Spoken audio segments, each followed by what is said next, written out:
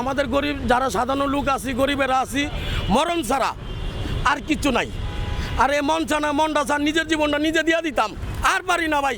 আমাদের অবস্থা খারাপ, কারণ আল্লাহ ছাড়া আর সরকার ছাড়া আমাদের বাঁচানোর মতন কোনো মানুষ নাই ভাই। কি কমু, দুঃখের কথা কয়ে কোনো লাভ নেই ভাই। এই 1 মাসের ভিতরে 18-19 দিনের ভিতরে গ্যাসের দামটা এত সিরিয়াস বাড়ায় দিবে আমরা নিজেও কল্পনা করতে পারছি না। বর্তমানে চলতে পারতারি না ভাই, এমন অবস্থা। আগে 500 টাকা কাম করলে মোটামুটি চলতে পারতাম, এখন বর্তমানে সারা এই যে দেশ স্বাধীন হওয়ার পর থেকে 500 টাকা কী জিনিস আমরা চোখেই দেখি না বর্তমানে। এখনও 2 মাসের লোন ভাড়া দিতে পারতারি না, কেমনে চলবো এখন? এই কয়টা দিনের ভিতরে বর্তমানে গ্যাসের দামটা 1800 টাকা বাড়াই দিছে, এই 2200 টাকা হয়ে গেছে। সরকারি লেডের ভিতরে 1940 টাকা হয়েছে গ্যাসের দাম। না আমরা যারা একটু সাধারণ মানুষ কেমনে চলবো, কেমনে ব্যবসা করবো, কেমনে খামো, এমনি চলতে পারি না। বউ পোলাপান চালাইতে পারতারি না, 2 মাসের লোন ভাড়া দিতে পারতারি না। কান্দন ছাড়া এই দুঃখে কান্দন ছাড়া কিচ্ছু নাই ভাই আমাদের। ভাই আমাদের অবস্থা বর্তমানে অনেক অবস্থা খারাপ। কেমনে চলবে এক আল্লাহ ছাড়া আর বাঁচানোর মতন কোনো মানুষ নাই। এখন যদি এই গ্যাসের দাম বারবার বাড়ে চলবো কেমনে? তেলের ঠিক আছে, তেল হইলে আমাদের অন্য দেশে আনে, তেলের দাম বাড়ছে ঠিক আছে মানছি, তবে গ্যাস তো আমাদের বাংলাদেশের। তারপরে গ্যাসের দামটা তো একটু কমানোর দরকার আছে ভাই, একটু কমাইলে না আমরা চলতে পারবো। তাছাড়া ভাই আমাদের কিছু করার নাই ভাই। আমাদের গরিব যারা সাধারণ লোক আছি, গরিবেরা আছি, মরণ ছাড়া আর কিচ্ছু নাই। আর এ মনটা চান নিজের জীবনটা নিজে দিয়ে দিতাম, আর পারি না ভাই। ঈদের পর থেকে আধা কেজি মুরগিও ভাই খাইতে পারছি না ভাই, এমন অবস্থা আমাদের।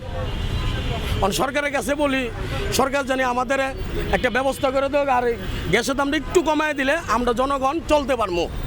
না ভাই চলতে পারতাম না ভাই, আমাদের অবস্থা খারাপ। কারণ আল্লাহ ছাড়া আর সরকার ছাড়া আমাদের বাঁচানোর মতন কোনো মানুষ নাই। সরকারি যদি 1940 টাকা লেট হয়, তারপরে যারা গ্যাস আনবে তারা তো অবশ্যই কম বেশি লাভ করতে হবে। দোকান ভাড়া আছে, কর্মচারীর বিল আছে, সব কিছুই আছে।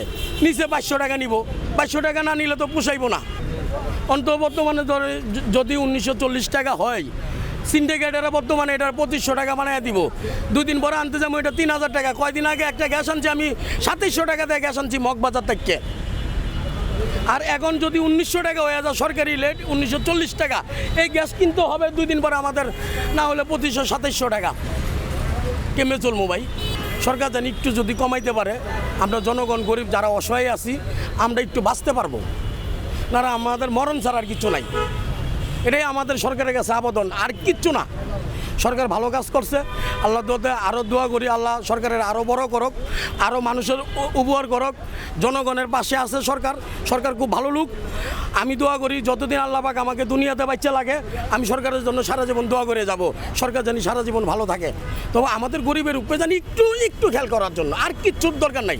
আমরা গরিবেরা যতদিন এই সরকার থাকবে এই সরকারের আমরা ভোট দিয়ে যাব, আর সরকারের আমরা ভালোবাসি।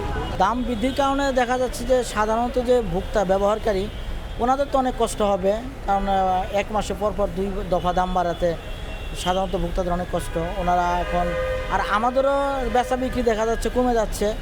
ভোক্তারা যারা ব্যবহারকারী এলপি গ্যাস ব্যবহারকারী ওনারা এখন অনেকে ইলেকট্রিক চুলা রান্নাবান্না করে, সেক্ষেত্রে এলপির আমাদের বেচা কেনা একটু কম হচ্ছে।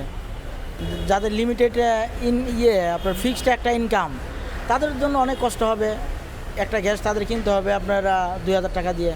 গ্যাসের কোনো ঘাটতি নাই, দামটা একটু বেশি।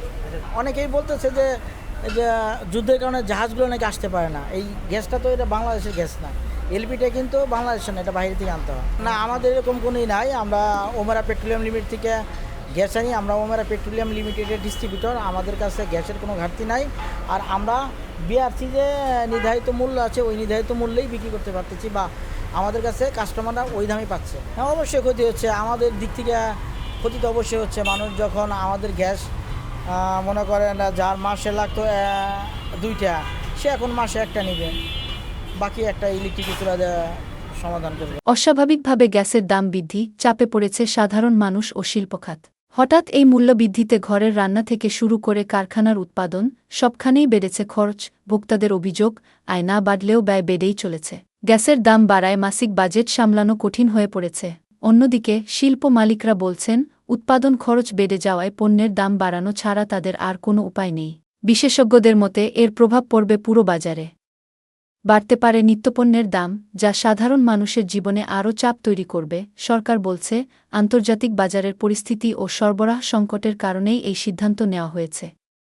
তবে হঠাৎ এমন মূল্যবৃদ্ধি নিয়ে প্রশ্ন তুলছেন অনেকেই। দ্রুত কার্যকর পদক্ষেপ না নিলে এই পরিস্থিতি আরও জটিল হতে পারে বলে আশঙ্কা করছেন সংশ্লিষ্টরা।